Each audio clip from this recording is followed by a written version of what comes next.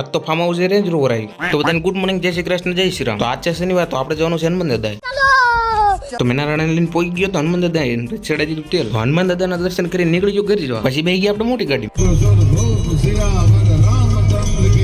દુકાને પોગીને બ્લોઅર મારીને કરી નાખી દીધા. પછી અમે નીકળી ગયા એસી ફિટ કરવા. પછી વચ્ચે મળી ગયા રેવી જેવા રોસડા.